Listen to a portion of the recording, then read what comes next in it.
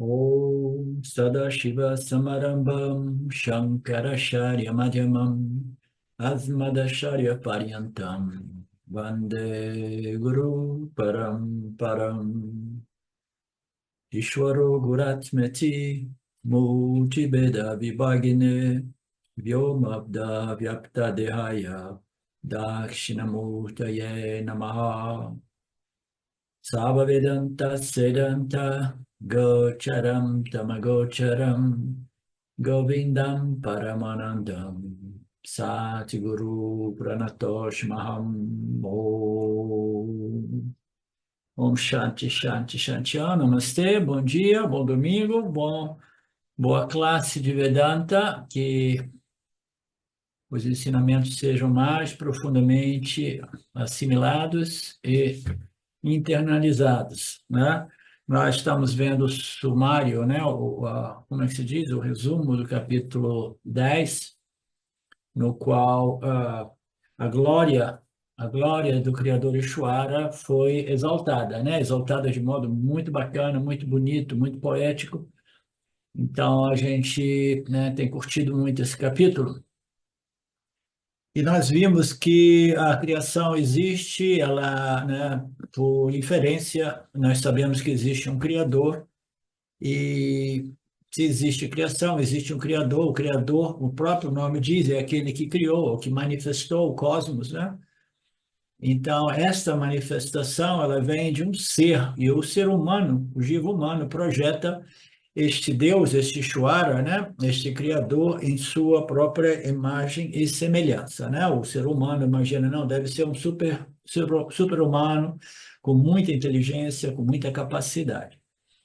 Então, tudo isso é devido ao fato de que nós não compreendemos a natureza de Deus. Os Vedas vêm para nos ajudar a compreender a natureza de Deus. Nós sabemos o quanto importante é compreender a natureza de Deus, tanto ao nível Saguna, o Deus manifesto através dos gunas de Maya, como também a natureza Nirguna, né? O Deus, né? Brahman, livre da sobreposição de Maya, né? Então, a natureza Nirguna é o conhecimento final, o conhecimento completo, o conhecimento que liberta, né? Mas aqui nós estamos falando de um conhecimento que o Swami apresentou no contexto de incompleto e completo. Mas não é que esse seja, né, este referido aqui, o conhecimento absolutamente completo. Foi dito que as pessoas pensam que este Criador, ele cria porque ele tem a inteligência capaz de criar, ele tem o know-how, né? Ele tem a capacidade eficiente, né, intelectual, para criar um universo tão complexo, né? Um cosmos tão sofisticadamente estruturado, inteligentemente, etc, etc. Então a gente pensa que ele cria, mas a gente fica realmente meio confuso, porque fala toda a criação que nós conhecemos no âmbito da nossa experiência humana, você vê a criação e você vê o Criador do lado. O Criador é sempre separado da criação, né? E no caso deste universo, se fala tanto, todos os círculos religiosos falam de um Criador, de um Deus Criador, mas a gente não consegue ver esse Deus, né? Esse Deus, ele não permanece do lado da sua criação. Então, o ser humano projeta que Deus, ele aparece, ele está acima, mas está no céu, né?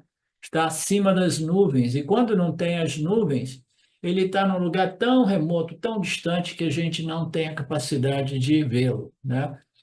Então, esse Deus, né, que está localizado no espaço, que é um fazedor, é um karta, né, que projetou esse universo, que manifestou esse universo, ele não é devidamente compreendido, inteiramente compreendido, é o que o Swami diz de compreensão incompleta, é porque eu concebo a ideia de que ele seja a causa inteligente. Eu não consigo conceber a causa, a noção de que ele seja a causa material também. Então, nós vimos isso ontem, né? Ele cria este universo sem necessitar de importar a matéria-prima de outros universos, né? Então, esse criador é de natureza não dual, una, né? Isso já deveria bastar para que a gente compreendesse que este Deus de natureza não dual, ele não tem nada além de si, portanto, ele não tem como andar de qualquer outro local para importar matéria-prima para criar este universo. Ele sendo de natureza fundamentalmente não dual, ele produz esse universo a partir de si mesmo. Então, este universo, ele vem deste aspecto material de Ishvara, né, que é representado por Tamoguna, né, os gunas de Maya, essas energias que emergem do Prakriti de Maya, né? Então, tudo isso nós vimos e essa compreensão, os Vedas vêm para nos ajudar a melhorar essa compreensão, a amadurecer a compreensão a respeito do Criador, né? De modo que a gente compreenda, veja ele como não somente a causa inteligente, mas a causa material.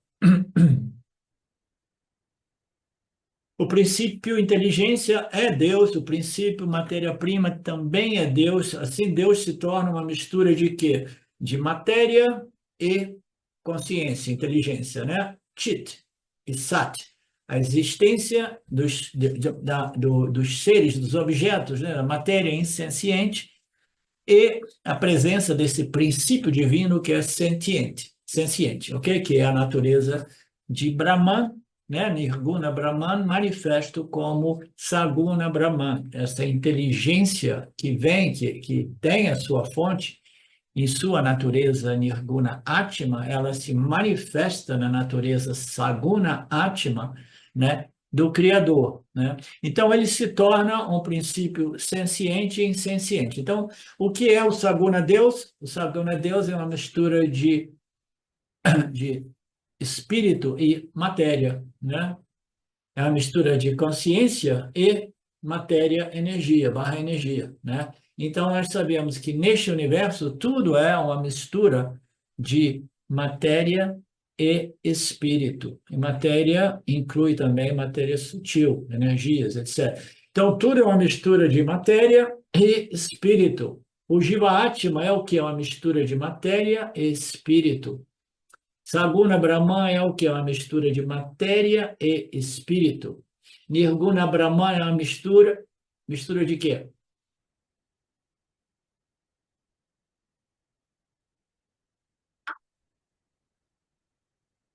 A Betânia falou que não tem mistura nenhuma. Então tá. Então Nirguna Brahman não é mistura. É só o espírito, né?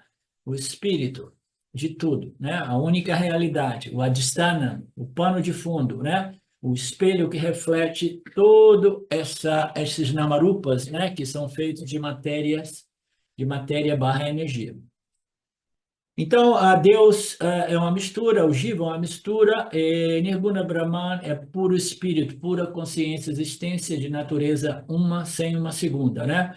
Então, a causa, nós vimos que a causa, o efeito, qualquer coisa, qualquer ornamento de ouro, ele contém a sua causa embutido nele, né? Então, a causa está sempre presente no efeito, todos os ornamentos de ouro, né? Eles, eles contêm neles mesmos a sua causa, que é o ouro, né? Não existe. Você tira o ouro, o ornamento desmorona, né? Ele é removido, né? Ele é destruído, né?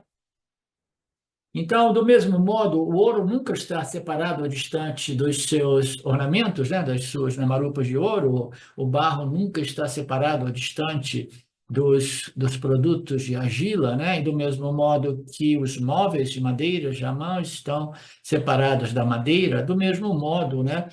Ishvara e o mundo não são dois princípios independentes e separados, né? Ishvara é a natureza intrínseca deste mundo, né? E nós temos aí o conceito, mais uma vez, de Saguna Ishvara e Nirguna Ishvara. Nirguna Ishvara é presente, né? Permeando e pervadindo esse inteiro mundo, porque a causa inteligente é a causa material, é o aspecto Chit e Sat, né? Mas a Nirguna Ishvara, ainda mais pervasivo, ele está presente sempre, não separado, não à parte desta manifestação aparente, né? Tudo entendido? Estou falando muito rápido. Hoje eu tomei uma dose de café a mais.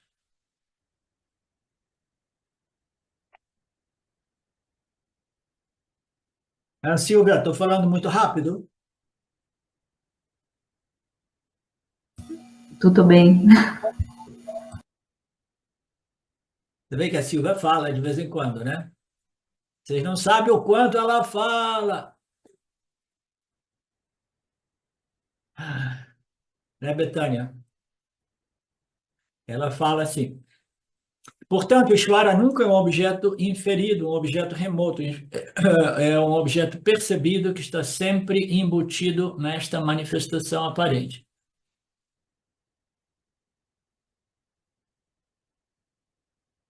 Ishvara é determinado pela evidência dos sentidos. Mantendo os ornamentos, você pode. O problema é que Ishvara, você não obtém o Ishvara através dos órgãos dos sentidos, né? Os órgãos dos sentidos não permitem a gente de ver, conceber, né?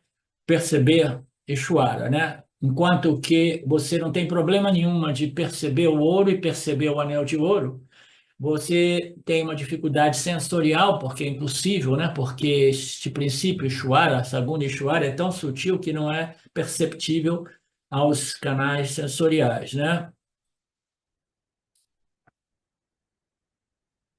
Então, tem aquela passagem, uma vez que você desenvolve, né, esta visão, esse Darshana de Ishvara, muito embora esse Saguna Ishvara seja muito sutil, né, ele é a natureza de todos os Namarupas, né, é a inteligência, a causa inteligente, que também é a causa material. Então, se você estiver, para você desenvolver isso, você não deve fazer nenhum esforço, nenhuma sadhana, nenhuma ação, para desenvolver isso, entendeu? Você não precisa de fazer um esforço físico, mental, você precisa fazer um esforço intelectual muito sutil de contemplação até que você desenvolva esta dashana, esta visão de Ishvara como este princípio inteligência, né, embutido em tudo, né? Então, esse senhor é perceptível ou não é perceptível? É perceptível, sim, para aqueles com intelecto mais refinados, né? Para aqueles que dependem somente dos canais sensoriais, Ishvara não é perceptível, né? Mas ele pode, né? Ele é concebido como criador que vai nos recompensar e punir, né? Nos enviando para o céu ou para o inferno. Então, tudo aquilo ali permite ao indivíduo, né, ser um temente de Deus, haver um relacionamento com Deus com base no medo e no desejo de recompensas celestiais. Então, quando você diz que Ishvara é o Criador, Ishvara torna-se aquilo não perceptível, mas aí você tem que dizer, mas não esqueça que Ishvara é perceptível, mas como assim? O aspecto sati de Ishvara, que é a existência, é presente também, mas é presente como a criação está aí diante de ti, né? Então, você tem também Ishvara perceptível, né? Através dos órgãos do sentido, na medida que você compreende esta natureza sat de Ishvara, a existência, né? A existência dos objetos inertes, né? Ele é absolutamente perceptível. E nós sabemos, né, nós que estudamos o Vedanta de modo mais profundo, né, nós sabemos que a consciência e a existência são os dois lados da mesma moeda. Onde tem consciência original, tem a existência original também, né? É a única existência não dual. Ok.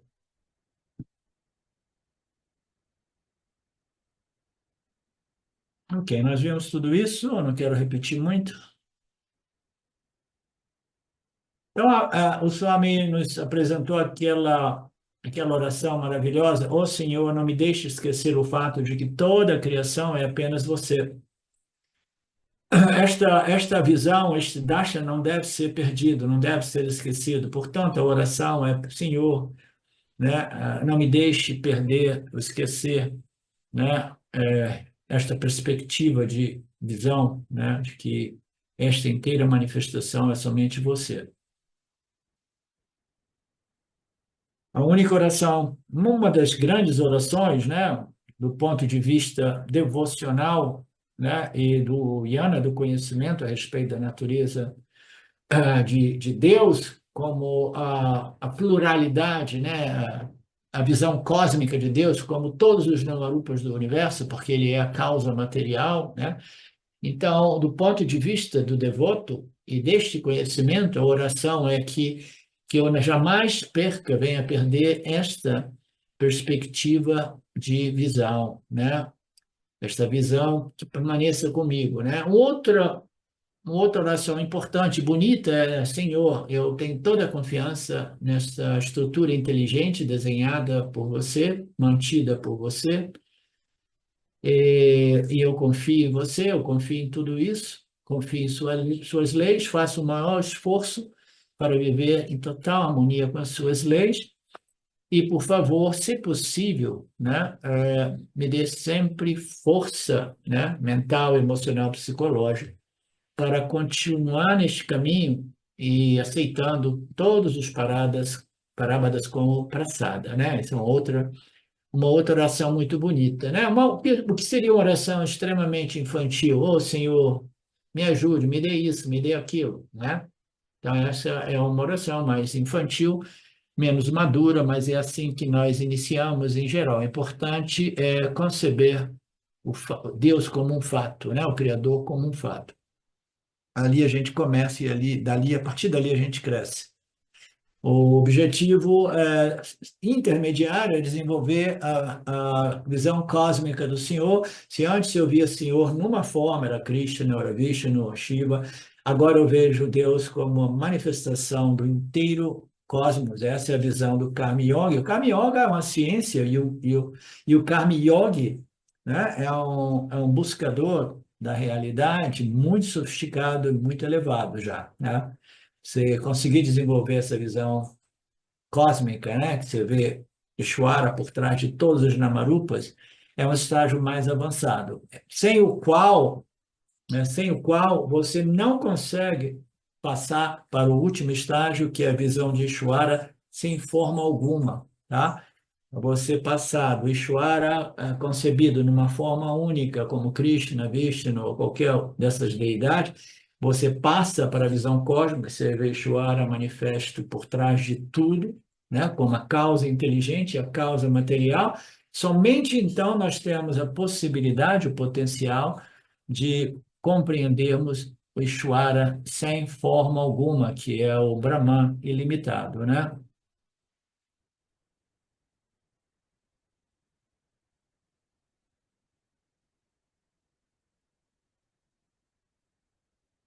Portanto, se você quer crer em Deus, não espere para ver um milagre, né?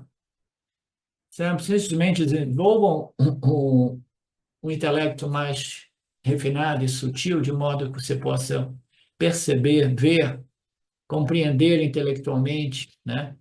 Essa visão vedântica, né? Essa visão que nos foi dada, que nos permite realmente compreender o milagre da vida, compreender a glória do Senhor, né? Que permite, né? Que concede vida a todo este universo.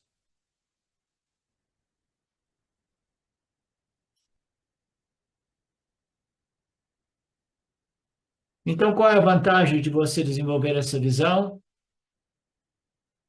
A visão de que Ishvara está por trás de tudo aquilo que eu penso, falo e faço, né?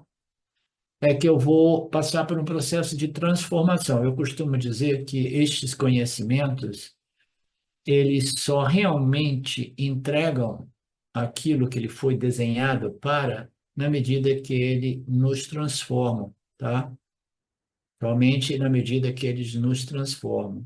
Qual é a transformação? A transformação a respeito do meu corpo-mente, a minha natureza inferior, eu vou ter uma perspectiva, uma visão, uma compreensão do instrumento, né, de experiência, né, objetiva, né, e eu vou ter uma transformação real, uma transformação também a respeito do modo qual eu vejo esse mundo através desse instrumento corpo-mente. Então, eu vou transformar o meu relacionamento com a minha natureza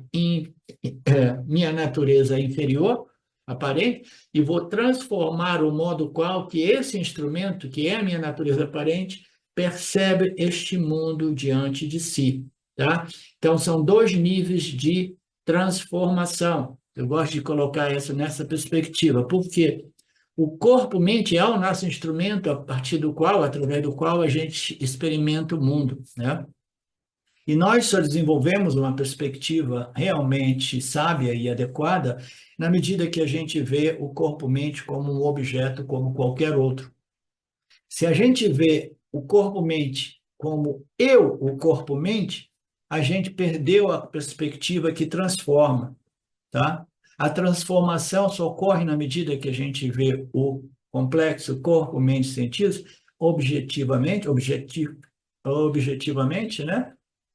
E através desta objetivação, você vê o mundo também objetivamente. A gente não tem problema de ver o mundo objetivamente, muito embora a gente esteja sempre projetando a nossa subjetividade, as nossas noções, isso, principalmente num dia de hoje, que está todo mundo sendo doutrinado pela educação e pela informação, as narrativas da mídia, etc. Então, o que a gente vê no mundo, né, é parte daquilo que é o controle da mente humana, né, a doutrinação, etc. Mas deixando esse assunto de lado, a gente quer transformar o modo qual eu me relaciono com o meu corpo-mente e fazendo isso, eu vou ter uma visão objetiva desse instrumento e eu vou perceber o mundo de uma outra perspectiva, porque eu não estou percebendo o mundo da perspectiva eu, o corpo, mente, sentidos, tá? Se eu percebo o mundo através da perspectiva eu, o corpo, mente, sentidos, eu estou simplesmente vendo o mundo através do filtro que é a minha programação, a programação do corpo, mente, sentidos, né? Então, nós precisamos desenvolver uma objetividade do corpo-mente, né? Porque somente então eu posso, né, do ponto de vista de eu, a consciência, objetivar o corpo-mente e o corpo-mente, consequentemente, objetiva o mundo. E dessa perspectiva, eu, a consciência, eu sou um fenômeno mais parecido como um princípio de testemunha, entendeu?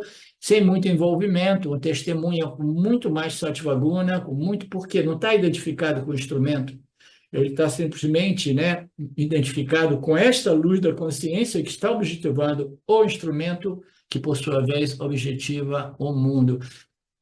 Esta compreensão do Bhagavad Gita irá permitir essa transformação da perspectiva minha a respeito ao meu instrumento de conhecimento e a perspectiva deste instrumento de conhecimento para com o mundo. Vocês entenderam ou ficou confuso?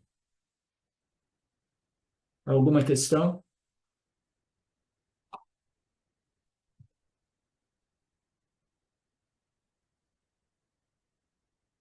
Então, essa é a transformação prometida pelo Bhagavad Gita. Em vez de olhar o mundo como um mundo, eu olho para o mundo como este é o Criador, em sua manifestação inteligente, né? Em seu projeto inteligente, no qual ele permanece embutido no mundo, porque ele também é a causa material. Eu jamais perco de perspectiva o fato de que eu estou experimentando o quê? O anel e o ouro. A gente não tem nenhuma dificuldade de experimentar o anel e o ouro. Por que que a gente tem dificuldade de experimentar a vida e não experimentar Deus? Porque a gente não desenvolveu o darshana, a visão, né? Da causa material, da causa inteligente que é embutida nessa manifestação. Toda vez que eu estou experimentando o mundo, eu estou experimentando Ishvara. Então, esta é a perspectiva que irá transformar o indivíduo, porque na medida que eu me torno, né, um devoto de Ishvara, que compreendo que tudo é Ishvara, aí meu relacionamento com Ishvara, ele se torna harmonizado com as leis do Senhor, né? E aí eu vou desenvolvendo mais Sattvaguna, mais atitude positiva, né? E isso irá me conduzir ao Yani Yoga, né? O Shravana Manana dos Upanishads e o conhecimento da natureza de Ishvara, que é livre de qualquer nome, livre de qualquer forma, livre de qualquer atributo, que é aquela compreensão final que realmente liberta e transforma ainda mais, né? Transforma ainda mais. Existem dois modelos de transformação, é uma compreensão profunda da natureza de Saguna Ishwara, né?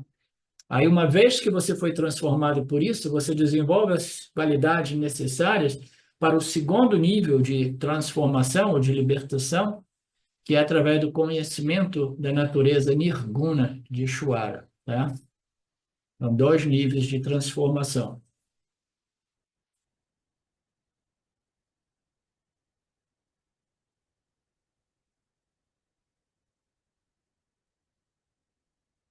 Ok, então nos Upanishads nós temos algumas analogias no Mundaka, né? A famosa analogia vedântica da aranha, que ela tem uma inteligência incrível. Até hoje, nos dias de hoje, segundo o Swami Paramarthananda, a ciência está tentando desenvolver, né? Fazer como é que se diz? Uma engenharia reversa daquele tecido produzido pela aranha. Sim, Betânia, eu posso continuar daqui a pouco. Você levantou a mão, Betânia? Levantei, professor. É bem sutil isso do Deus é a matéria, né? Que ontem eu fiquei pensando sobre isso, que o Deus, como a inteligência, a causa inteligente, ele é realmente falado em praticamente todas as religiões, né? Ah, Sim. quem você acha que criou essa árvore? Quem você acha que criou, né, essa chuva que cai agora, né? Então, isso é bem assim disseminado como Deus é essa causa inteligente. Mas eu fiquei daí pensando e falei, caramba, mas é um grande avanço mesmo, né? Pensar que essa própria árvore que está aqui na minha frente, essa chuva que está caindo, é o próprio Deus, né? A sua matéria, a matéria, é o próprio Deus. Eu queria trazer isso, porque parece sutil, mas faz toda a diferença você falar que essa árvore foi criada por Deus e essa árvore, ok, foi criada, mas é o próprio Deus, né? Sim. Enquanto, claro que é um namarupa ali, né? Que é o nome e forma que a árvore vai ser transformada em madeira, que vai ser transformada em terra novamente, etc. Não importa, mas a matéria, né? Deus ser essa manifestação. E É. pensando um pouco nisso enquanto eu estava fazendo a aula e olhando para as árvores aqui. Então, a gente pode compreender, a gente tem que ver quais são o propósito de determinados ensinamentos, né? O propósito desse ensinamento aqui é de simplesmente destruir, né? Ou prevenir uma fantasia, né? Uma noção equivocada de que Deus precisaria de importar matéria-prima de outros cosmos ou universos, tá? Então, nós temos que lembrar que o ensinamento real, fundamental para os, os estudantes do Vedanta mais avançados, né? É de que não existe realmente uma criação, existe uma projeção aparente, tá? Então, uma projeção aparente, ainda assim, ela precisa ser explicada para aqueles estudantes menos avançados e precisa apresentar uma lógica, né, que permita ao estudante desenvolver confiança nas escrituras, tá? Então, quando nós dizemos que o Deus é a causa inteligente, né, e ele não permanece separado da sua criação, né, a gente pode compreender isso de um modo muito simples e mais convincente ainda. Como é que você consegue manter todos esses namarupas do universo sem a sua inteligência? A inteligência de Ishvara, ela deve estar embutida, permeada, sustentando todos os namarupas, do mesmo modo que a inteligência de Ishvara está permeada, pervadindo e sustentando o corpo-mente do Jiva-Atma através da mesma inteligência que produz, né, os órgãos dos sentidos, que produz os pranas inteligentes. Então, essa causa inteligente ela está embutida e sustentando todos os namarupas físicos materiais, tá? Então, a gente vê os Namarupa, a gente vê, ele foi desenhado por uma causa inteligência, ele é sustentado por essa causa inteligência, a causa inteligência está por trás dos Namarupas, e aí, mas aonde que Ishvara, essa inteligência, obteve a matéria-prima? Ele obteve através do Prakriti de Maya, tá? Para aqueles que compreendem esses ensinamentos, porque ali Maya, né, ele produz, né? Como é que se diz? Provede, né? Proveder.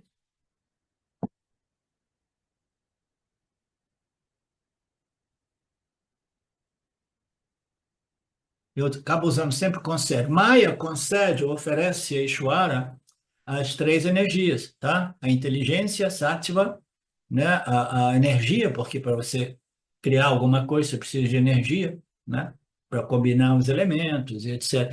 Então você precisa também de uma energia mais densa que irá permitir a grossificação de energia de modo que ela seja percebida como cosmos físico-material, tá? Então, Betânia, o modo mais simples de você compreender que Deus está neste universo físico-material, né, que é o Vyavahārika, é compreender que tudo isso é mantido pela sua inteligência, tá?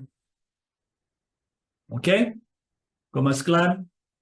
Então, a gente olha, vê isso também é Deus, é Deus. Quando eu vejo que as coisas, principalmente quando você vive em torno da natureza, né, dentro da natureza, você vê tudo é Deus, tudo é Deus. A minha tendência é de ver a inteligência que está, né, sustentando a planta, a árvore, o pintinho, a galinha, entendeu? Eu vejo sempre assim. É uma visão mais profunda e mais embasada na lógica de que tudo isso tem por trás de si a inteligência do Criador, né, sem a qual aqueles namarupas, eles são simplesmente os elementos insentientes, tá? Mas a gente quer resolver esse problema porque a gente quer compreender essa visão cósmica, desenvolver essa visão cósmica. Por quê? Porque eu cansei de depender de um local, um templo, né? um local sagrado. Tem pessoas que se movem no mundo, no planeta, ou na Índia, para ir para esses lugares sagrados, né? Para fazer peregrinação ou fazer diversas cerimônias de festivais religiosos. Então, se você desenvolve essa visão, você pode economizar muito dinheiro, você não tem que viajar para esses locais, né? Você faz que nem o Marcelo, ele fica lá na cidade dele, e não se move mais, tá? Ele compreendeu a visão cósmica do Senhor.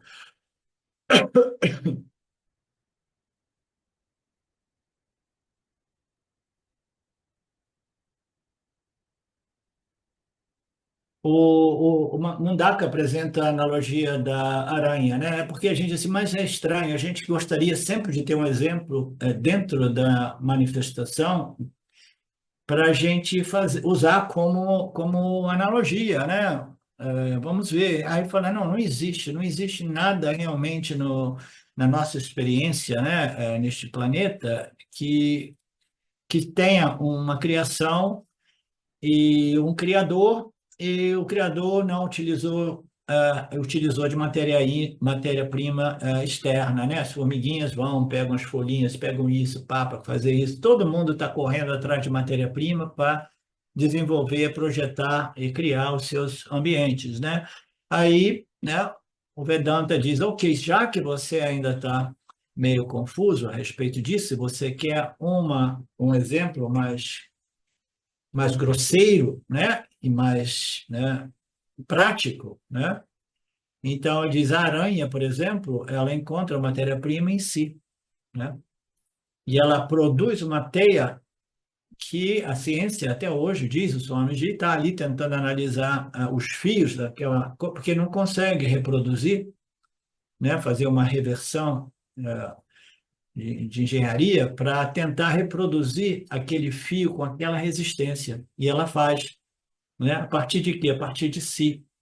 E não somente, né? Ela é um símbolo tão bacana porque às vezes quando ela quer mudar de posição, mudar de localização, ela retira, ela traz de volta todo este universo para dentro de si novamente, tá?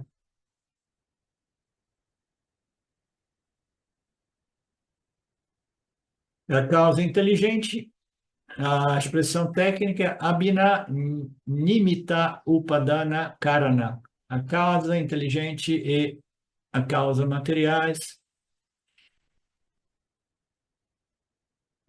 Aqui o Swami diz que Krishna, não apenas o mundo externo é a minha manifestação, né? Mas o mundo sutil também. Tá, aí já é um pouco mais sutil, como a palavra diz, né? Como é que eu vou compreender Ishvara no âmbito do mundo sutil? O que é o mundo sutil?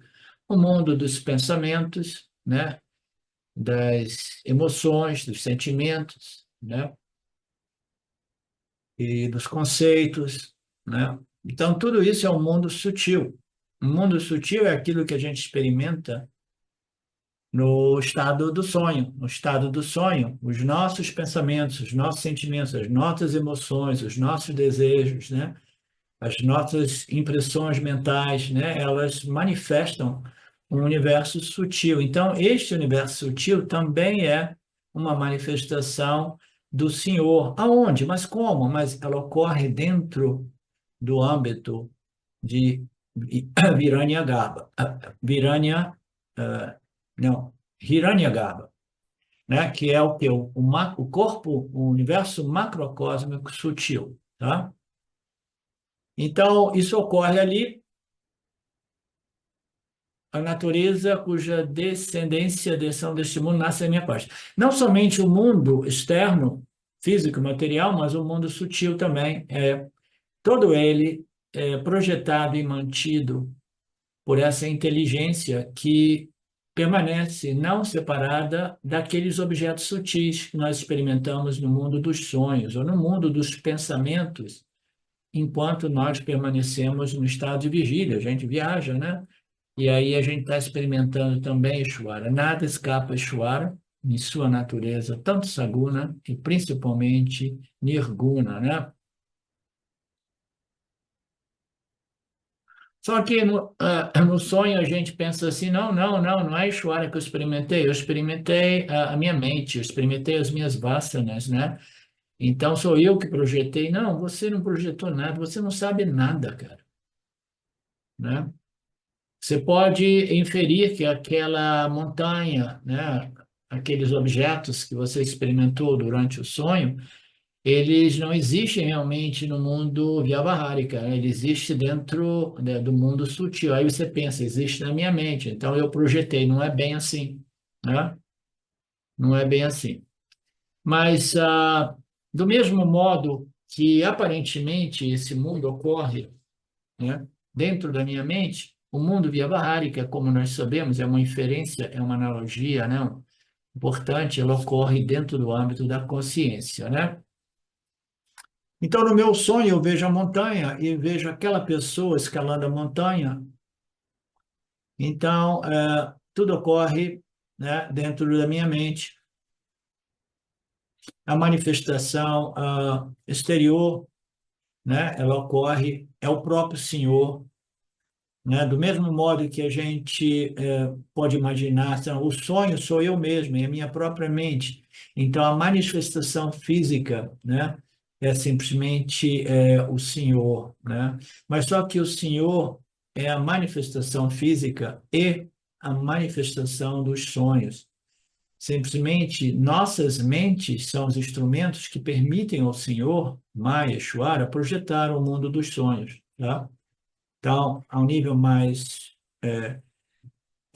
elementar ou inicial, a gente diz, não, o Jiva, né, o desperto, né, ele projeta o mundo dos sonhos. Não, Ishvara projeta o mundo dos sonhos usando a matéria-prima, que é o quê? Que é as suas vasanas, né, através das suas vasanas, né, que nada mais é do que a inteligência de Ishvara, nada mais é do que os gunas de Ishvara, de Maheshwara. Tudo isso é projetado. É por isso que a gente diz tudo é somente Ishvara. Eu tive um satsang que escrevi recentemente de uma pessoa, uma estudante minha, né, um estudante meu, que dizia, né, que não, tudo é Ishvara, portanto, o mundo está enlouquecido, significa que Ishvara está enlouquecido, né? Sei quem de vocês leu aquele satsang, e eu tentei dizer que não é assim.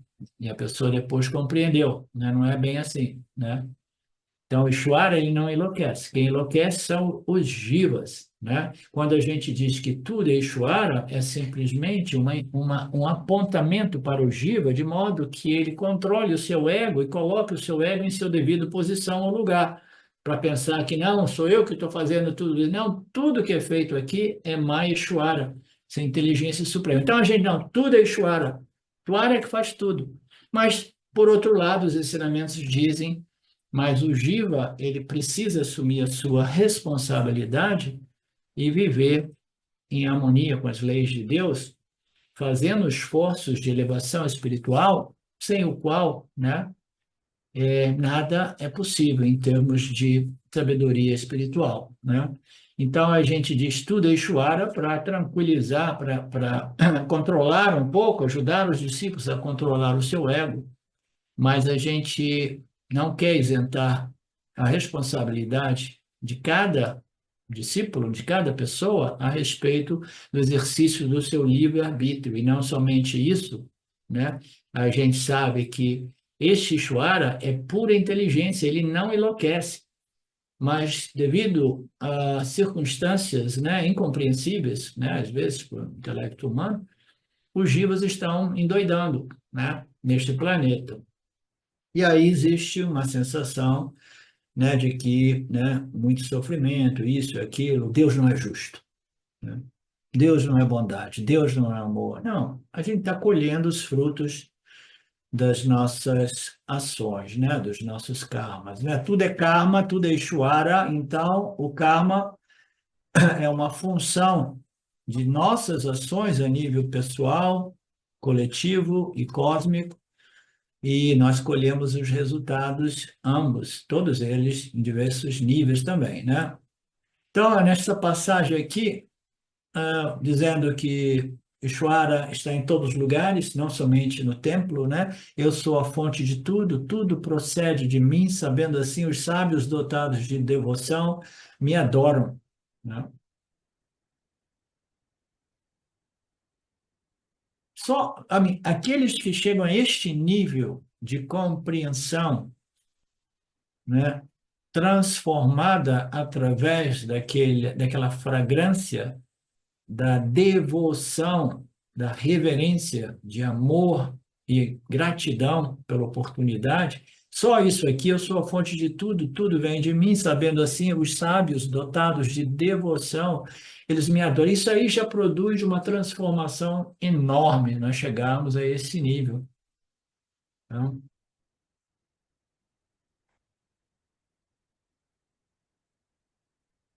pessoas que querem bypassar, né, pular o aspecto devocional, religioso, devocional, do processo de elevação espiritual, não vai para frente, não vai para frente, porque está faltando essa fragrância sem a qual o corpo-mente não é preparado para o Nididhyasana dos Upanishads, tá? Se chega lá, mas ainda assim sem ter resolvido e purificado e educado devidamente o ego, né? Aí vai, usa o intelecto para chegar lá, aí de repente se convence que agora eu compreendi, né? Isso é o caso típico daqueles que têm uma compreensão relativa de si, mas meramente teórica acadêmica, né? Isso é muito comum, isso é o mais comum entre os assim ditos gurus, né? E até mesmo professores por aí. Numa outra passagem, nós vimos no capítulo 10, fixando a mente e os sentidos em mim, compartilhando mutuamente o conhecimento sobre mim e falando de mim, eles estão sempre satisfeitos e encantados. Então, você vê alguma coisa mais valiosa que você encontrou em sua vida, né? Você, depois de 30, 50, 80 anos, você encontra algo que é o mais valioso. Então, você vai querer falar de coisas inferiores, Betânia? Você vai querer ficar falando de fofoca irrelevante, né? De intriga, né? Não, você encontrou algo que realmente é o maior valor que existe, né, na experiência humana, no nascimento humano, que é a compreensão da natureza de Deus. Então, esse indivíduo, ele naturalmente, ele quer falar sobre isso. Ele quer compartilhar sobre isso. Ele quer despertar esta conversa. Uma outra saída é o quê? Você não falar mais. Uma outra saída é você falar com o seu cachorro e com as galinhas. Existem sempre soluções práticas válidas, né? Então, essas pessoas, elas falam de mim. Eles estão sempre apaixonados, satisfeitos e encantados, né, com a minha natureza, né, com a minha inteligência, a fonte de tudo. Então, este é um devoto que realmente foi transformado, e a gente vê isso como vai se tornando o quê? Uma vassana, uma obsessão, que no final o indivíduo ele vai ficando chato para a maioria das pessoas. Chato por dois motivos. Um, porque as pessoas falam bobagem, ele diz haha, haha, haha, haha. Depois as pessoas dizem, pô, essa cara só fala haha, haha, haha, né? E fica chato também porque não fala nada, ou não fala nada ou fala haha, haha, haha, né?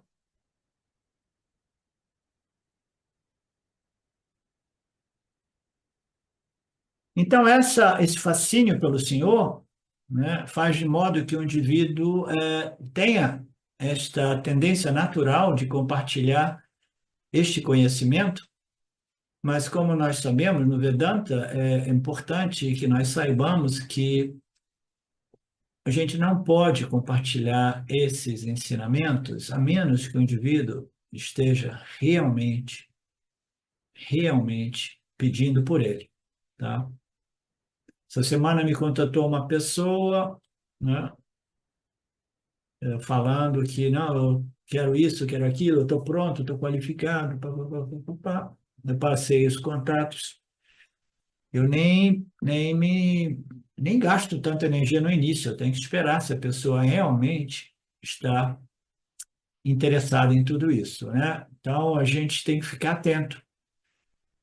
Então, agora vocês me entendem melhor, seja, agora você entende por que eu fico falando com os bichos aqui na minha chácara, né?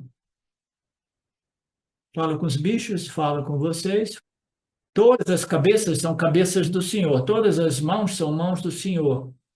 Então, Sahasra significa que não imagine que existe um Vishnu com muitas cabeças, babá. Isso a gente já viu, né, muito bem ontem.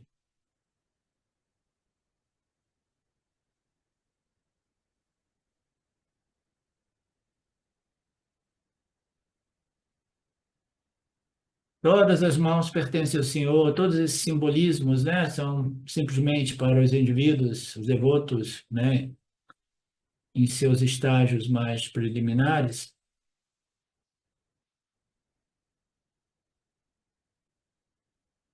Aí o Swami tira onda dos americanos e diz na Índia, né, a gente não tem essa de oi, oi, hi, hi, né, hi, hi, hi, hi. Ele disse numa outra passagem desse capítulo que oi, oi lá significa shalom, shalom, sai, sai, sai, sai. A gente dizem para os bichos, quando os bichos entram no trânsito, né, dos carros, né, etc.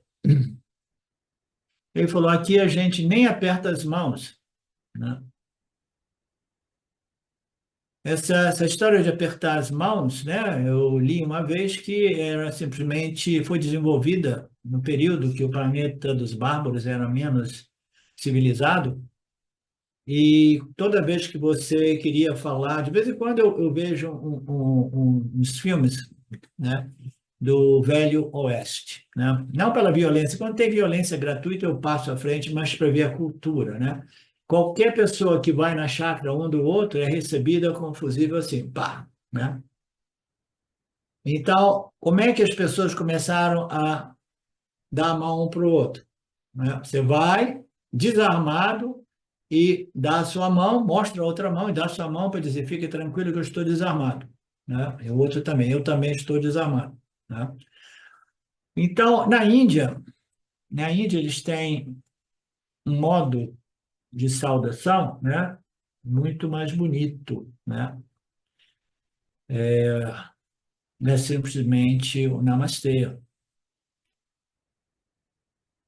o namaskara, namastê, são reverências, né?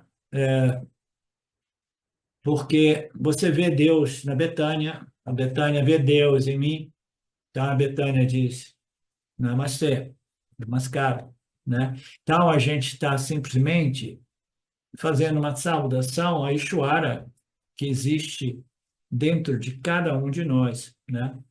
Como assim? Em sua natureza, inteligência e material. A causa material e a causa inteligente. Este milagre da vida é devido a esta causa inteligente que se manifesta como o universo material no qual os jivas humanos aparecem. Você dá esse namaskara para qualquer pessoa sem, né, sem muito problema, mesmo que seja uma pessoa que você não gosta, você dá. Por quê? Você está desenvolvendo uma visão além daquele namarupa que você não gosta. Você está vendo Deus por trás do que é agradável e o que é desagradável. Portanto, assim,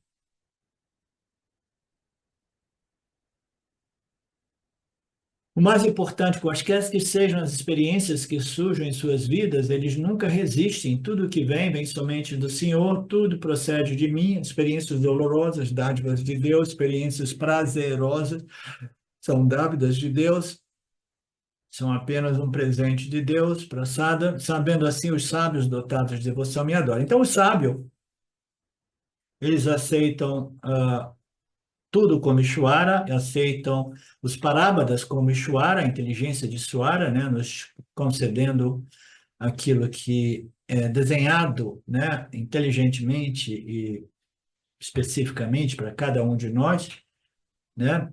Então, os prazeres e dores, né, os estados mentais, né, também é Ishvara aparecendo, né, como no reino sutil, né, que venha constituir o meu estado mental e assim por diante, né? Portanto, no capítulo 10, Swami nos lembra de novo, fixando a mente e os sentidos em mim, compartilhando mutuamente o conhecimento sobre mim e falando de mim, eles estão sempre satisfeitos e encantados. Assim, na introdução, Krishna falou que é hora da gente fazer uma pausa de 10 e a gente volta já já. Om Purnamada Purnamidam Purnamudachyate Purnasya Purnamadaya Purnameva Vashishate Om Shanti Shanti Shanti Om Namastê. Olá, queria trazer aqui para vocês o quanto eu tenho me beneficiado dos ensinamentos do Vedanta. Esses ensinamentos do Vedanta, eles mudaram a minha vida, o meu estilo de vida, né? A partir de uma compreensão sobre Jagata, o mundo, sobre essa pura inteligência Ishvara, sobre o Jiva, né? A mente, o funcionamento, sobre a aplicação do Karma Yoga diariamente na vida, o quanto isso beneficia a purificação da mente, né? Para poder daí acessar aquilo que é mais valioso. Aliás, eu diria sem valor estimável, inestimável, né? Uma riqueza profunda, que é a compreensão sobre os ensinamentos de Satya, a consciência, a existência ilimitada que sou. Bom, Eu sou uma aluna de Vedanta, desse grupo, Vedanta Brasil,